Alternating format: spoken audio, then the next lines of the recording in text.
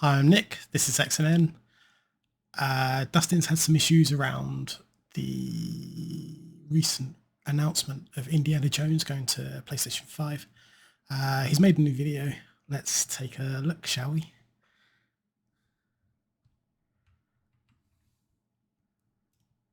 Phil Spencer has made a comment about the fact that Xbox games are going to PlayStation 5, including Indiana Jones. And long story short, his response is, we're a business. Let's dive into his statements, play back the clip, and react to it, and discuss what this means for the Xbox brand going forward. Okay, let's go. Now I have the official live stream up here, and I clipped out the segment in question where he is asked about what this means for the future of the Xbox brand. And there were a few segments I wanted to go through and discuss with you because there is a lot more being indicated in this interview than I think meets the eye, so to speak. So let's dive into it and listen to a few of the statements that he has made about this whole situation. Going to the PlayStation announcement, obviously last spring, we launched 4 games, 2 of them on the Switch, 4 of them on PlayStation, and we said we're going to learn. We said we'd watch. I think at Showcase, I might have said from our learning, we're going to do more. Mm-hmm. Now, that's completely accurate. He did say that. He did say they're going to watch and do more. And just a reminder, that was 6 months ago. So in 6 months, they must have learned a lot, and it indicates that those games releasing on PlayStation and Nintendo Switch must have done tremendously well. At least in the Sea of Thieves example, we know it was literally the #1 best-selling game on the PlayStation 5 for the month of May. At least that's what I remember reading as I was doing a little bit of research for this video today. He also indicated Indiana Jones would not be one of those games 6 months ago. So I have to imagine that the astronomical success of porting those games to other platforms has meant that we're going to see more of this in the near future. And my personal takeaway from the whole situation is, oh yeah, Starfield's next, because he said not Indy or Starfield, but when you have a finite amount of console players that you can sell to and PC players, and you're sitting there looking at the 60 million potential sales that you would get on PlayStation, especially after the success of Sea of Thieves, yeah, I bet that's what they're going to do going forward. But it does leave me wondering, like, what does that mean for their strategy? For me personally, I think it further bolsters my idea of they're going to have a more open box in the near future because they don't seem to care about exclusives nearly as much as they used to. You know, Doom, The Dark Ages is releasing on multiple platforms. And at the time when Bethesda was purchased, Phil Spencer said this is about getting exclusive games in places where Game Pass exists. Well, clearly that has not been the case. That has not been what has transpired. And I think we're going to see more and more of these games released multi-platform as they're spending $300 million to make a game. I believe Brad Sams commented something similar in his reaction to this interview. But let's continue on because the next segment gets a little bit juicy. There was a lot to unpack there. So let's go back. We'll sort of go through each one of the statements because he sort of bounced from one thing to another, but let's see what's. Now I have the official live stream up here, and I clipped out the segment in question where he is asked about what this means for the future of the Xbox brand. And there were a few segments I wanted to go through and discuss with you because there is a lot more being indicated in this interview than I think meets the eye, so to speak. So let's dive into it and listen to a few of the statements that he has made about this whole situation. Going to the PlayStation announcement, obviously last spring, we launched 4 games, 2 of them on the Switch, 4 of them on PlayStation, and we said we're going to learn. We said we'd watch. I think at Showcase, I might have said from our learning, we're going to do more. Mm-hmm. Now, so that's all he said in that initial sort of clip there. He's just going to watch and learn as to what's going to happen with the games that they did launch on Nintendo Switch and PlayStation. They did do well, as Dustin explained, but ultimately, that's the only thing that he's referring to in that sentence. Now, I have the official live stream up here, and I clipped out the segment in question where he is asked about what this means for the future of the Xbox brand. And there were a few segments I wanted to go through and discuss with you because there is a lot more being indicated in this interview than I think meets the eye. So let's dive into it and listen to a few of the statements that he has made about this whole situation. Going to the PlayStation announcement, obviously last spring, we That's completely accurate. He did say that. He did say they're going to watch and do more. And just a reminder, that was 6 months ago. So in 6 months, they must have learned a lot. And it indicates that those games releasing on PlayStation and Nintendo Switch must have done tremendously well. At least in the Sea of Thieves example, we know it was literally the #1 best-selling game on the PlayStation 5 for the month of May.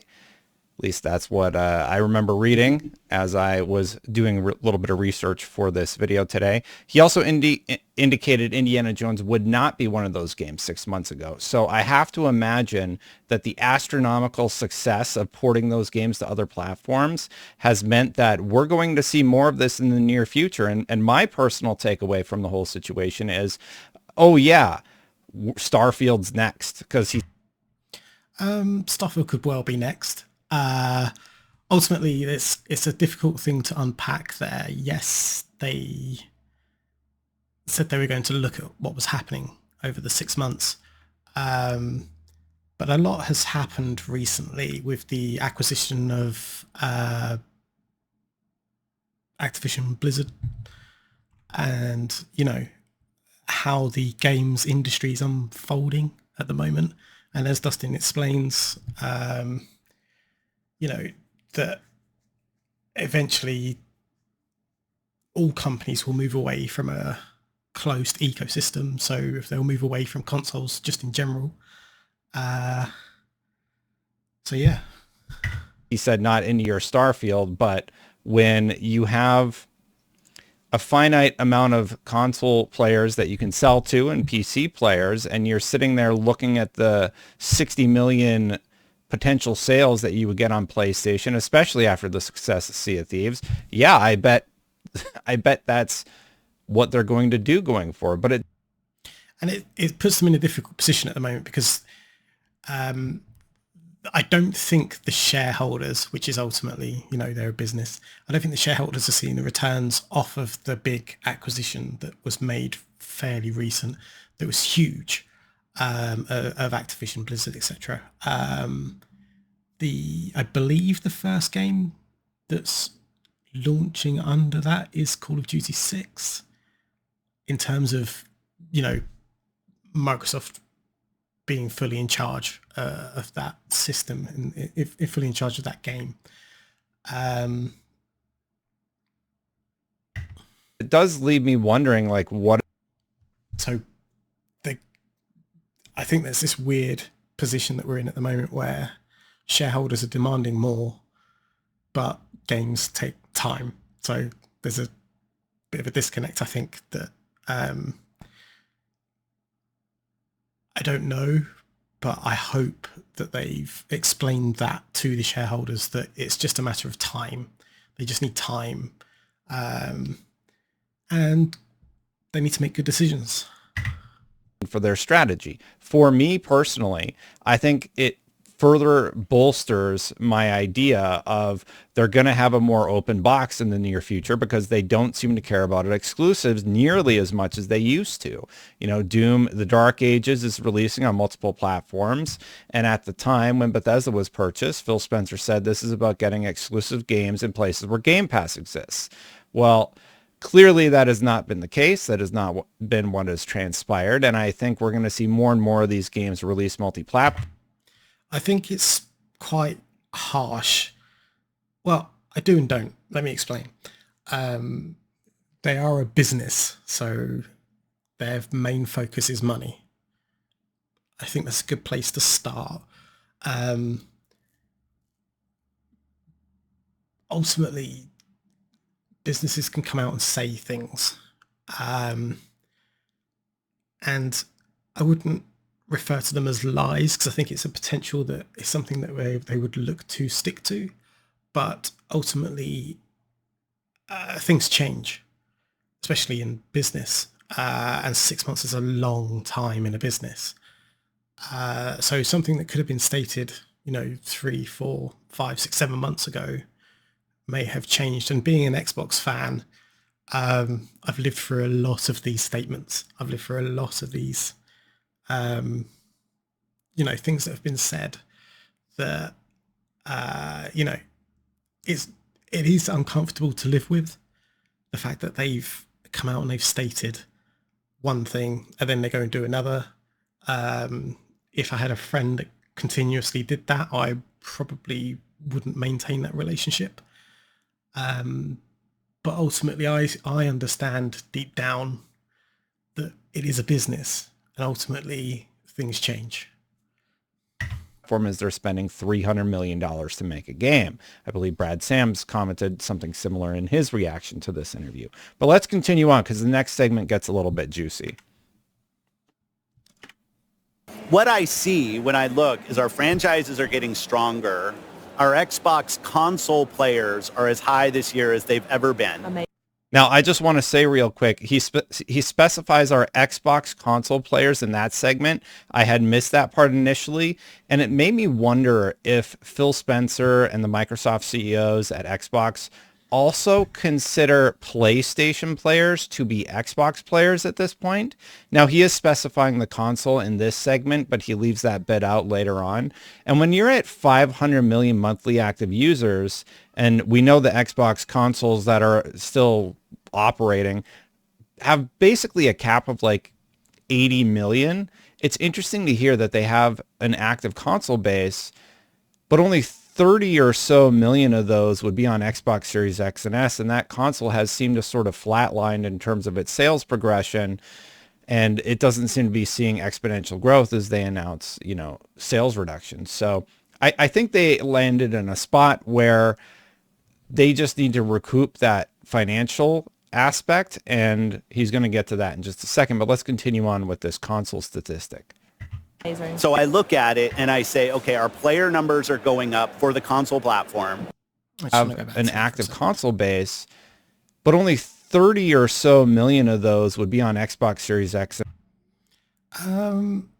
It's difficult discussing numbers in terms of users for Xbox, especially if we reel back a bit and include Microsoft as a whole.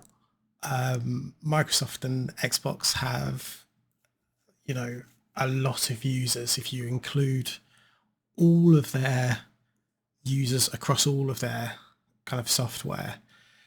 So I don't really care if they are or they aren't including PlayStation as part of those numbers. If PlayStation gamers are playing Sea of Thieves, that is an Xbox gamer. They are playing an Xbox game on their PlayStation. I mean, it's being pedantic, but an S, and that console has seemed to sort of flatlined in terms of its sales progression, and it doesn't seem to be seeing exponential growth as they announce, sales reductions. So I think they landed in a spot where they just need to recoup that financial aspect, and he's going to get to that in just a second, but let's continue on with this console statistic. So I look at it and I say, okay, our player numbers are going up for the console platform. Our franchises are as strong as they've ever been. And we run a business. Like, it's definitely true inside of Microsoft. The bar is high for us in terms of the delivery that we have to give back to the company, because we get a level of support from the company that's just amazing in what we're able to go do.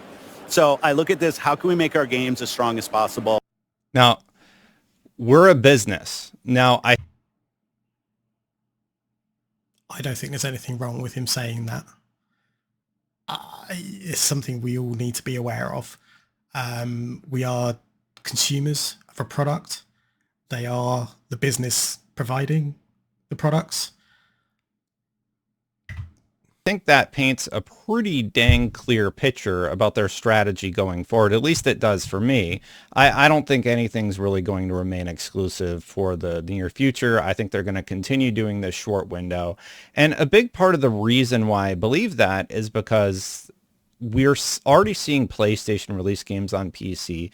I actually did an interview with all of the big analysts over on IGN who talked about what's going to happen with Nintendo. Well, Nintendo is going to franchise out more of their IP to make television shows and expand their revenue that direction. PlayStation is going to work more towards having day and date on PC. I imagine that whatever the Jade Raymond project is going to be, will also release day and date on PC, just as Concord did this year. Granted, Concord doesn't seem like it's going to do tremendously well, unfortunately for them.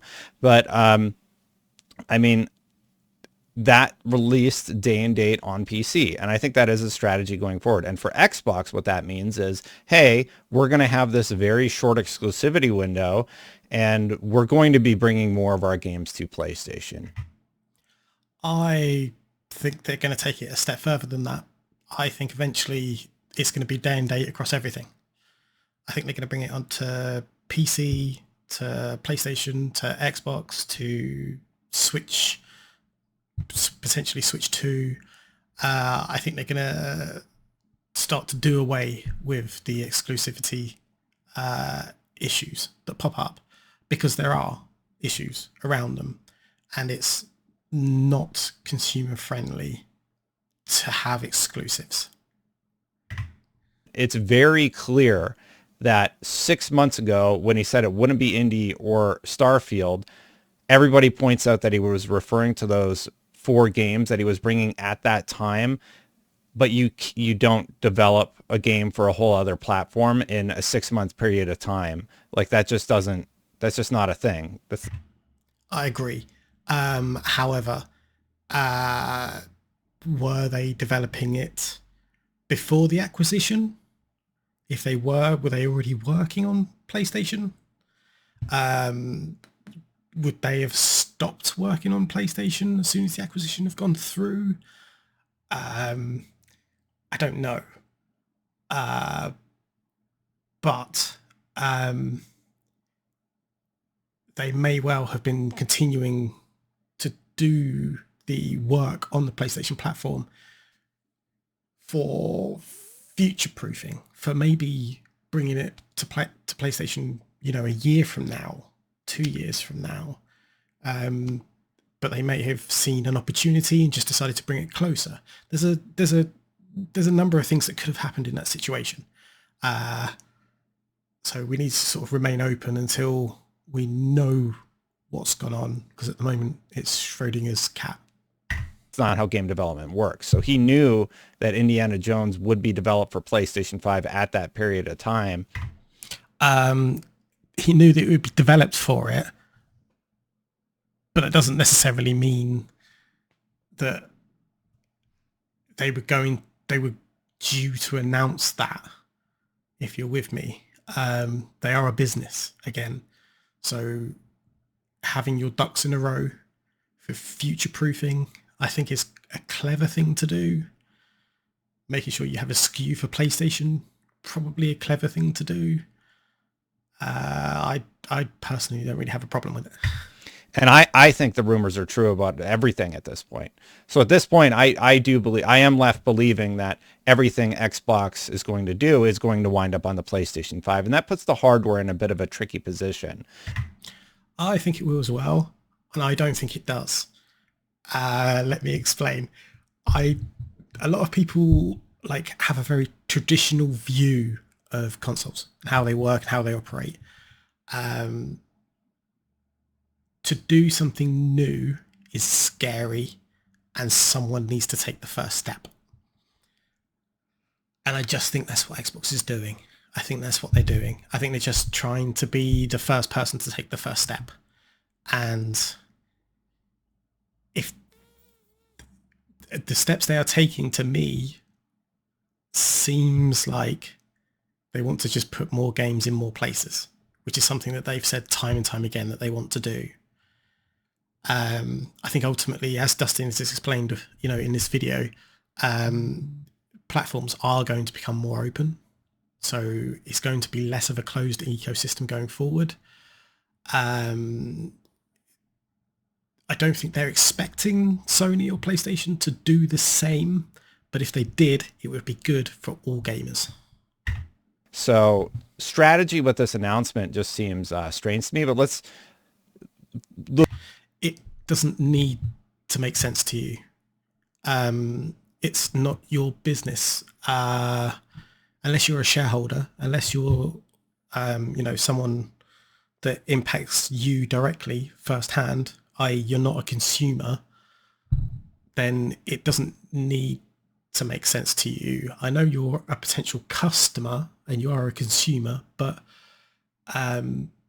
you should be, if you've been a fan of Xbox for a while, you should already be comfortable with being uncomfortable with their announcements. Thing that further bolsters my idea is what he says going forward. Our platform continues to grow both on console, on PC, and on cloud. And I think it's just going to be a strategy that works for us. And the last thing I'll probably say is I think as an industry right now, there's a lot of pressure on the industry. And cloud is going to further impact the closed ecosystems. As soon as you're able to open a browser and play whichever game you like, you're going to be able to do that on any PlayStation. You're going to be able to do that on any Xbox. You'll be able to do that on your phone. You'll be able to do that on your PC or your Switch. Like it's going to completely eradicate any kind of closed ecosystem. It's been growing for a long time, and now people are looking for ways to grow. And I think that us as fans, as players of games, we just have to anticipate there's going to be more change. Oh, yeah. There's going to be more change. He's saying it. And so there should be. Take those steps. Be the first. Be brave. I understand it's going to take... You're going to receive some backlash for it. But please don't wallow in what has traditionally been done. It may have worked at one point, but it's not going to work going forward. Plain as day. Hey, look, console players, I'm a console player too. Yeah, we're just not going to do exclusives anymore. Satya Nadella said to the FTC he doesn't like exclusives. Phil Spencer doesn't seem to like exclusives. At the end of the day, honestly, it's kind of a... I don't like exclusives. Smart strategy. Have PlayStation give you 70% of the revenue that they generate from Xbox games. PlayStation makes more money. Xbox makes more money. And honestly, I'm okay with that win-win. That's fine. Like, get more money into the industry. Having a more open ecosystem means there is more money in gaming. More money in gaming means more games. Kind of. Doesn't always work out that way, but you know what I'm saying. I think this idea of having a console and having exclusives on it, I think it's just going to go away. PlayStation's already expanding into PC. Nintendo's always going to do their own thing, and maybe they're the last one standing at the end of all this. I love the fact that Nintendo are such a weird wild card. However, they are very bunkered down, whereas PlayStation has started to show signs that they're opening up by bringing MLB The Show to Xbox, by porting a lot of their games to PC. PlayStation have started to open up. However, Nintendo are very, very closed. They're happy for games to come to them, but their games don't go anywhere else. But at least not at the moment. But it is also a little bit concerning that we're working towards a future where it's just PlayStation and Nintendo. Look at what's going on right now where it's only... I don't think it's going to be just PlayStation, Nintendo. I think Xbox is just going to sit in a different position. And what I think Xbox are up to is they are going to start promoting their consoles as buy this if you like. We're going to make a good enough console that you just want the console, not buy this because if you don't, you're not going to be able to play the games you want there, which I've always found a bit of an odd, like, situation with consoles. Like you have to buy a PlayStation to play certain games. And if you don't buy a PlayStation and you want to play those games, you are fucked. That's it, ultimately. And I don't think that's the best way going forward for the industry to operate. I think that the ecosystems need to be more open and the games need to be in more places.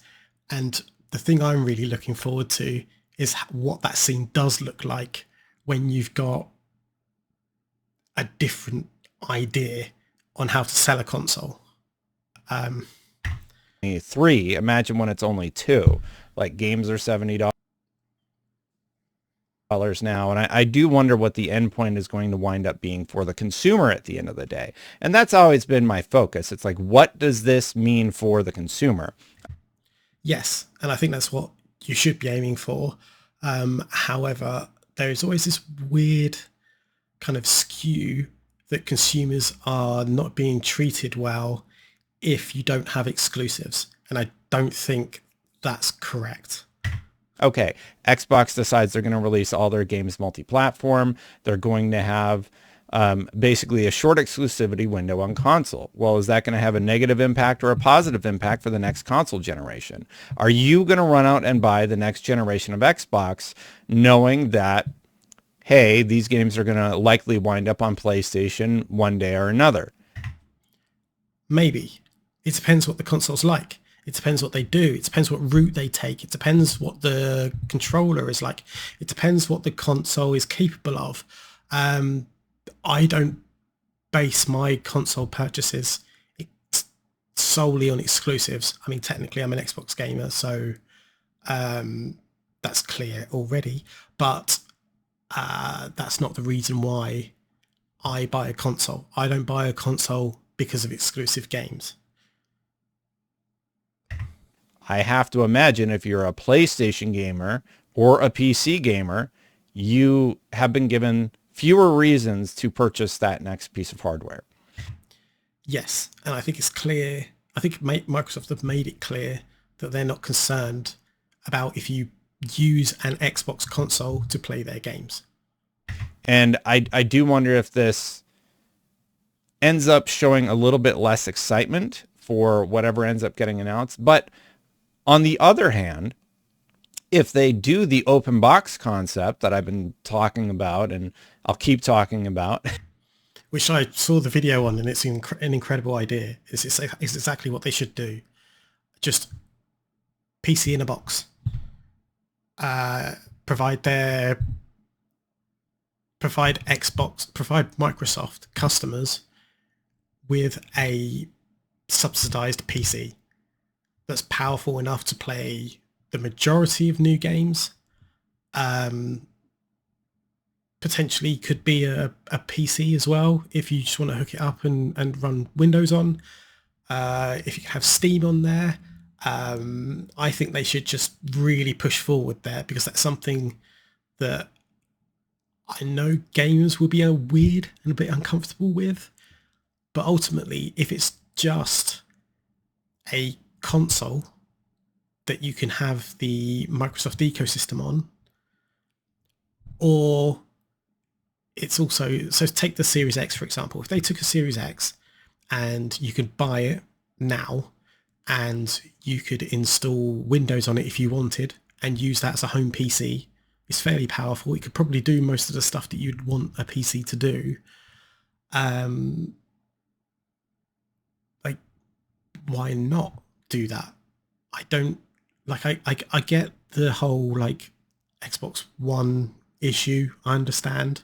That was a bit of a weird, like, they went after entertainment quite a lot, and that's something they shouldn't focus on, because the entertainment SKUs they should just be providing, that shouldn't be your target demographic, not for a software company that provides ultimately software and a platform for gaming, platform for work and creativity and stuff like that. You know, you should aim to provide a platform rather than entertainment in terms of Xbox One. But yeah, I think that they should just, even now, just to get people used to the idea for new consoles, release an update for Xbox Series X where someone can use it as a Windows PC. Why not? What's the harm? Allow Steam to operate on it. Why not? What's the harm? If Xbox allows Steam, as Dustin has explained, they would just rock it from here. Until you're tired of hearing about it. If they do that open box concept, are they ahead of the curve? PlayStation's already porting everything to PC, so you're going to have an Xbox where potentially you could just boot PlayStation games. And everybody's like, oh, they could block it. It's just going to be a PC with a different... They could block it. However, I don't think that they would. I know there's this weird competition between Sony and Xbox that's ongoing, and a lot of the fanboys secretly enjoy that rivalry.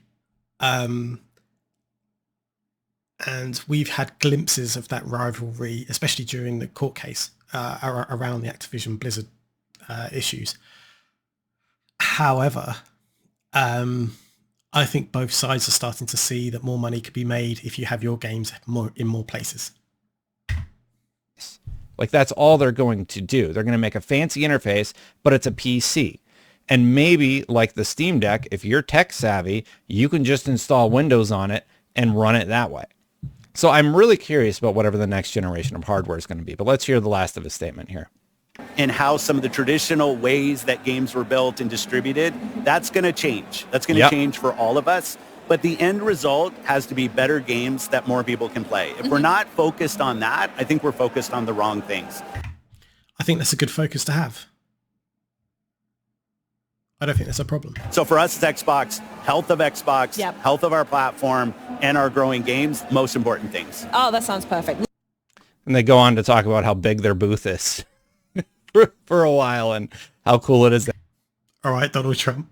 Have all their partners there. It's a trade show, like that's their job to talk about business and everything. But the full clip, I'm going to link to the time code where it starts, because they say something at the beginning and then they go right into praising we also saw the news about Indiana PlayStation Jones as well, which is really cool. I'm really interested in that. So I want to know how this connects back to Xbox's perspective on how and when this approach happens to other titles. I mean, I'll start just saying. Yeah, he talks about Indiana Jones is great, whatever. But then he goes right into the PlayStation 5 statement and why they're thinking about it. And long story short, he laments that, like, we're a business and businesses need to make money. Line must go up in. Yeah, I kind of hate it. I do hate it. I hate that that's the driving force, line going up. It is a unfortunate truth that we all need to acknowledge and accept. Shareholders, wages, there's a lot that just needs to increase over time. Business. So for me, this is a very clear indication that I would say almost all games from Xbox are going to wind up on other platforms. We'll see what ends up happening with franchises like Gears and Halo, but Forza Horizon 5. I don't care. Put everything everywhere. Put Halo on PlayStation, put Gears on PlayStation, put Forza on PlayStation. Just do it. Stop pussyfooting around. Just get it done. That was rumored recently. Like, I know it would shock the core fan base, but if you show them, which I think Xbox has done, that you're more concerned with providing them with a good service, and it's the reason why I've stuck with Xbox, especially during the Xbox One period and now, is they have shown that they want to provide the customer with a good service. And I'm appreciative of it. I see no reason why that wouldn't go to PlayStation. Avowed eventually, like why would that not release multi-platform? It doesn't really make sense to develop that game on PC. I just did a preview for IGN and it's actually looking great. Why not port that to PlayStation 5? That doesn't really make any sense. Like that's obviously not going to be a Call of Duty level sales game. So why not say, hey, 60 million more people, take a crack at it? And I do wonder how the community is going to react to that. For me personally, here's the thing. I own all the consoles. So like if an amazing game comes out on one platform, I'm going to play it there. And if it's exclusive to the PlayStation, I'll be able to play it there. PlayStation doesn't really have anything that I particularly. I'm not really a fan of people doing this. owning all consoles is fine for you. It's okay for people in the industry, for people that have a lot of money. However, I started gaming when I was quite young, and I couldn't afford hardly anything. And that does drive you to have to buy a certain console, which is why the exclusives used to matter and still do at the moment, at least for a little while.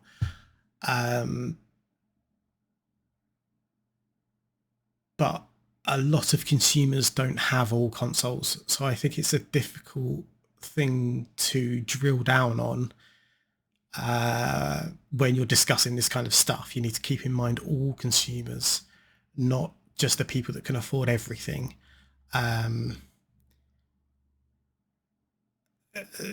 So I get your point. I understand where you're coming from, that you're in quite a privileged situation. I'm not going to lie and say I don't, but when I'm discussing stuff like this, I try to keep in mind my younger self and what I would have liked when I first became a fan of gaming in general. And when I was, first becoming a fan, I could hardly afford anything in terms of gaming. Particularly need to play on PlayStation right now because I can just play it on the PC. Like even Concord, which I realize isn't a great example, but that's available on Steam. And that's going to continue for that brand. So for me, I'm sitting in a great spot. I can just play every single game that comes out on the PC platform. And I do wonder what value proposition is going to be offered both from PlayStation, also from Nintendo and from Xbox for the next generation. But isn't that exciting that Nintendo is going to be a bit of an outlier and might do something a bit weird? Xbox is now becoming a bit of an outlier and might do something weird. PlayStation will probably do the same thing again. I'm just guessing, but ultimately that seems to be where those three are sitting. Nintendo has tentpole exclusives that will never leave their console, right? Yeah. Do I think that's going to be the same once cloud gaming is in and the majority of people are playing games through a web browser? I don't think so. I think eventually everything's just going to be open everywhere and you're going to be able to access any game or entertainment that you want from anywhere, because any device will be able to support it, because the processing power will be on the other end. So on your end, you just need to provide a browser. So even if Nintendo want to continue, even if PlayStation want to continue with the exclusives and the closed ecosystem, eventually that's just not going to be there. Like it's just not going to happen. They've really figured out their profit margins and how to invest properly and just maintain a healthy amount of profit that they're happy with, versus PlayStation, who's like, man, we really got to make more money. And Xbox is like, we're not making enough money. We just spent $70 billion on Activision. Like, we got to figure out how to sell all these games. And to do that, they're going to expand into other markets. Oh, yeah, sorry. This ended up being a little bit more rambly than I thought it would be. But there were a few... No, please ramble some more. I like the rambly, tangents that people go on. I think it adds a lot of context, and I like the offshoots. I think that they add a lot to the conversation. Please do that more, not less. Actions I wanted to go to about this, and these are all from like Shinobi's post on the situation. So he posted the same clip we just watched. The CRT podcast said, so going forward, absolutely no reason to buy an Xbox. Why would you when you can buy a PlayStation and play everything? Yes. And that's fine. I don't know what's wrong with that. I think that's, I think if Xbox wants to appeal to you as a console, I think they're going to need to do so in a different way than exclusives. And I think that's fine. I think that's good for the industry.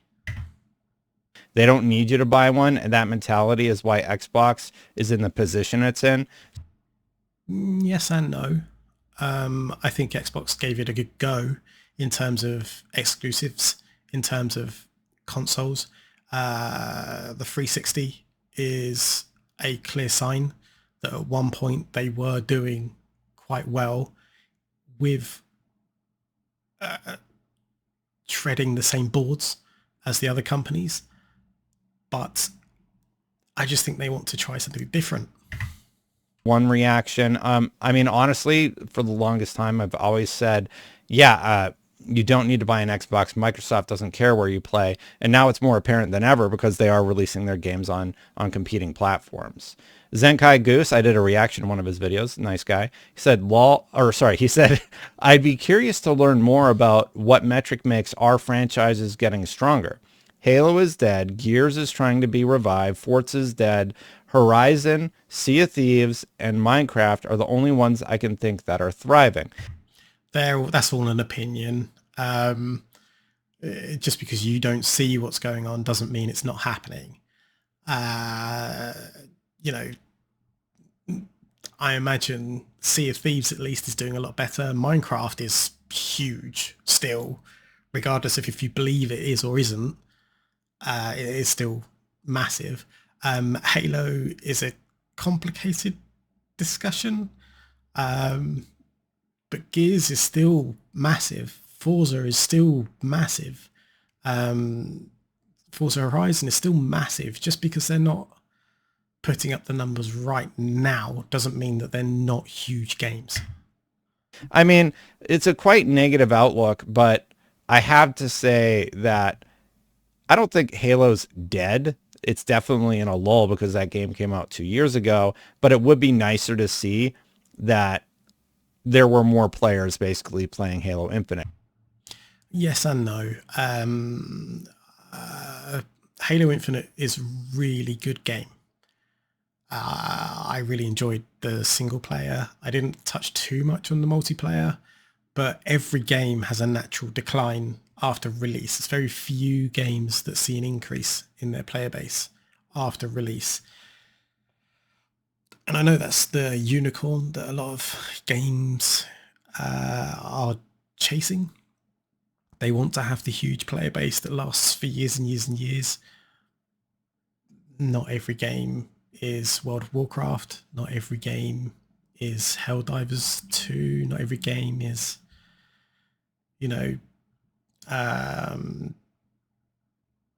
Counter-Strike or Dota. And to be honest with you, not many games like that can exist all at once, because that pulls a lot of the gaming fan base away from other games. So although that's what the games industry is aiming for, the constant ongoing microtransaction purchases, that type of game, it's actually detrimental, in my opinion, to the gaming industry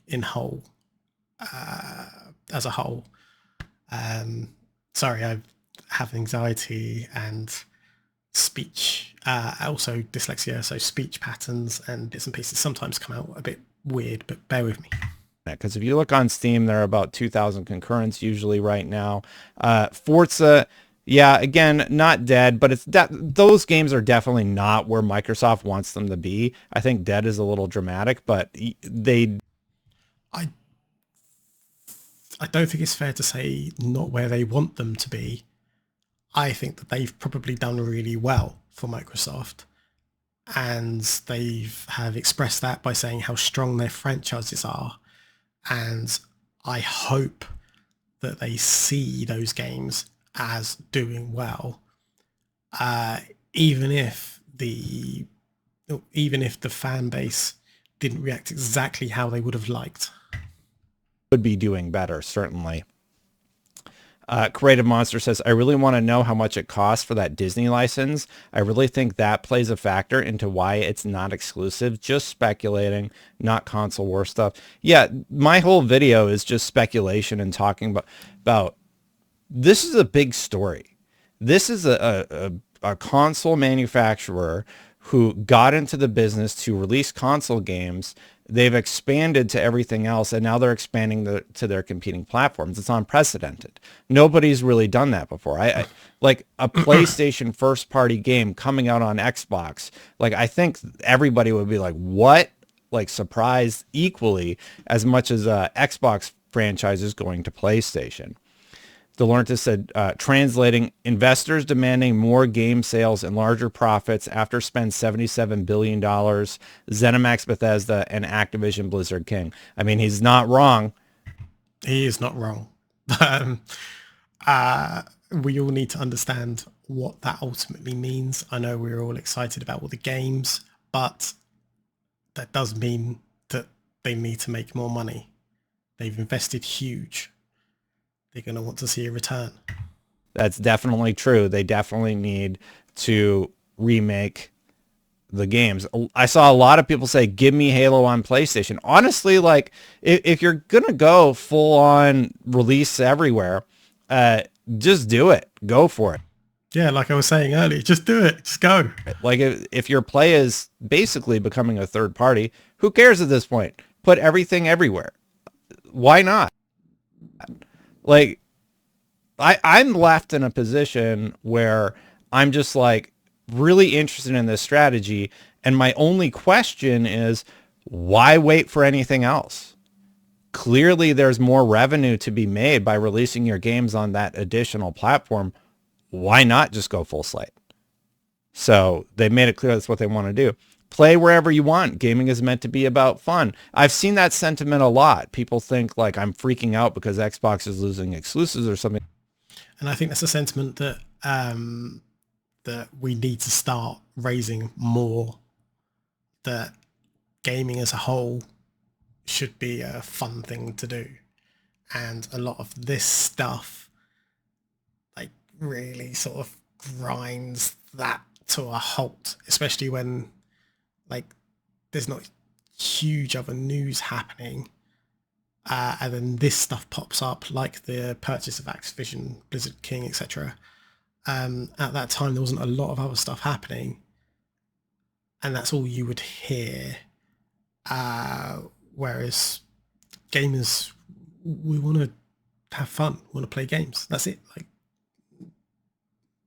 and let's focus on that more than this stuff. Something like that. Again, I own everything and I play most of my games on PC anyway. I played Hellblade 2 on PC. So like, I don't particularly care personally what happens to the box, but this is an industry shift unlike anything we've really seen. And I'm excited for it. Let's go. The Terrible says, there is no way that was his strategy before the rest of the board came down to him to make up that $69 billion purchase that has yet to improve sales for Xbox consoles, or really as a brand. Anything less than a major increase in those numbers and the board will oust him. I think that's fair. I think that is fair. However, gaming is a slow beast to turn, and games take a long time to produce. So like, I would say give him another 4 or 5 years, and then you'll be in the middle of all the games that Xbox have greenlit, the Xbox have put out. And you know, because at the moment we're still straddling that these are some games that were due to come out previous, and yeah, it's just, you know, it's a bit of an odd situation to be in, because it's not green from, it's not go from the date of the purchase. It's, you know, we need to give it some time for everything to sort of start panning out. Whereas at the moment, a lot of the decisions that they're having to deal with, a lot of the stuff they're having to juggle, are decisions that were made before Xbox took over. I mean, I don't know about all that, but I think that they're making a pretty drastic shift in their strategy going forward. And I'm Too West Coast says, play wherever you want to play. I mean, at the end of the day, if PlayStation players are going to get Xbox games and they're going to play them and love them, just like they have with Sea of Thieves, that's kind of great. Maybe it will at the end of the day end up revitalizing what Xbox is into the future. And the real story here is that every analyst I've spoken to said the walls are coming tumbling down. Games are too expensive to make, and they need to recoup that profit margin in order to remain sustainable. It just, like, even on the PlayStation 5, they're releasing most of those games on the PlayStation 4 because that increases their sell-through potential to like 170 million people versus 60. Would you rather have the opportunity to sell your product to 170 million people or 60 million? I mean, Exactly. the math is very simple. If So Xbox should do this, is ultimately where we're getting to. your with it. product can be made so that it works on all of those devices, of course that's what you're going to want to do. Anyway, that's what Phil Spencer said. His statement, we're a business. There's going to be more change. You better get used to it. I'm paraphrasing, of course, but that was my takeaway. And I'm like, all right, well, that's honesty. That's being truthful. Yes, we're bringing this game. We're going to bring more games, and the industry is changing, and we as gamers should really get used to this new paradigm shift. As gamers in general, I think we should have been used to paradigms shifting. We've, we all, I believe that gamers see gaming as the most technically advanced medium out of, everything else. I know cinema has a lot of CGI and all those kind of things. But there's a lot that goes into games, and there's a lot that goes into really good games that forces it to be the most technically savvy. And, anything that's like that,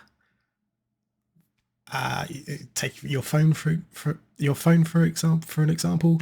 Your phone is upgraded and constantly upgraded each year. A lot of people tend to dive in every couple of years, every 3 years now. It kind of depends what you can afford. But, updates are gradual, but they happen. And the technical side of this industry means that it's always going to be doing, and it's always going to be changing. So we need to just get used to it. Paradigm shift the right way to say it? Anyway, you know what I'm saying. Hit that subscribe button, hit that bell so. if you like seeing my videos. I do greatly appreciate you watching. Thank you so much. I went 19 minutes. I can't believe it. Thank you so much to the members. I really do appreciate you. Click that join button right down there. I do appreciate you watching. Thank you so much. I really got to get out of here, and I'll see you for the next one. Bye for now, everybody. Check out what I'm talking about with that console thing. I know I keep pointing to it, but I have a theory about where Xbox is going and why they don't care about the exclusive as much. Bye for now, everybody. And thank you, Dustin. I enjoyed the discussion. I know that this has ended up being quite a long video, but if you've made it this far and you enjoy it, I'll try and do some more.